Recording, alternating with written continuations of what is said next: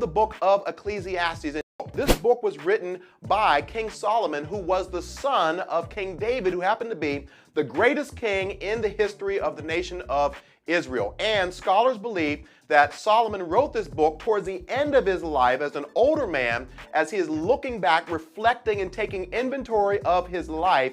And his desire is to pass this wisdom down to us. In this book, there are 5 tests or 5 experiments that Solomon went on attempting to find happiness apart from God. And I believe it's these same 5 things that we look for in this life to find happiness in. And with each test, you will see the phrase recurring again and again throughout the book. This was meaningless. This was like chasing after the wind. Experiment number 1 was to look for happiness in wisdom. In chapter 1, Solomon said, I devoted myself to search for understanding and explore by wisdom everything that was done under heaven. And so Solomon set out to see if he could become the wisest, most intelligent, smartest guy and gain as much wisdom as he could. He probably sat under the greatest philosophers. He probably read as many books as he could. He probably went to the greatest schools. And like many of us thinking, oh, if I could just get that master's degree or that doctoral degree, then I will be happy. But in chapter 1, verse 14, he concludes after this experiment was over, he said, this was a waste of time. This was meaningless. It was like chasing after the wind. Experiment number 2 is with wine or pleasure. Notice in chapter 2, verse 1, he says, come on, let's try pleasure. Let's look for the good things in life. So in the next few verses, he uses words like laughter, pleasure, wine, and foolish behavior. So Solomon said, I'm just going to test this out for a second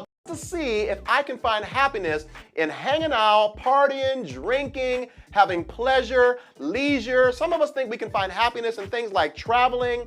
And over again, he continues to say, man, this was a waste of time. I'm still not happy. So after trying to find happiness in getting as much wisdom as he could, or wine, which represents a life of pleasure, he says, hey, maybe I can find happiness in my work. Chapter 2 says that he took on extra projects and built homes, planted vineyards, created reservoirs, gardens, and parks. I mean, he went on an all-out experiment to see, is it humanly possible for me to find genuine, authentic happiness in this life through my work? Unfortunately, some of us are the same way as Solomon was. We think that if we can get that next promotion, if we can get that next raise, if we can get that next status upgrade on our jobs, then maybe then and only then will we be happy, only to realize that when we get there, we still want more and we're still not satisfied. Well, after trying wisdom, wine, and work, he says, well, you know what? Let me see if I can find happiness in wealth or possessions. Chapter 2, verse 8 says, I collected great sums of silver and gold. Now that is putting it modest, because most scholars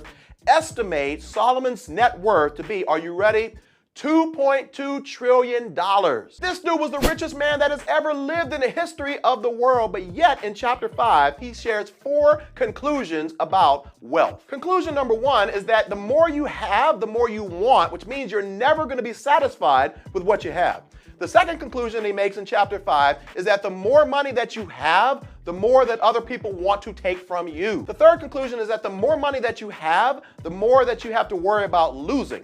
And then the fourth and final conclusion that he makes in chapter 5 is that the more money that you have, the more tempting it will be to trend towards being greedy. Well, if he can't find happiness in wisdom, wine, work, and wealth, he says, hey, maybe I can find happiness in having a lot of women. Chapter 2, verse 8 says, Solomon had many beautiful concubines. And then he goes on to say, I had everything that a man could desire. We know what he's talking about here. Some people think that maybe if I get into the right relationship with someone and have as much sex and sensuality, then I will be able to find true happiness in life. Well, Solomon blew that theory completely out of the door, because the Bible says that he had 700 wives and 300 concubines, which were nothing more than around-the-clock sex partners. And even in spite of having all of these women around him, he still desired more. I believe that if Solomon were here today, his message to us would be, hey, do not waste your time, money, and life trying to find happiness in all of these things, because, hey, I've been there, done that, got the t-shirt, have done it to a much fuller extent than you could ever possibly dream or imagine. And I can tell you from experience that it is a waste of time, it's meaningless, and it is like chasing after the wind, and the only true happiness that you can have in this life is found in God.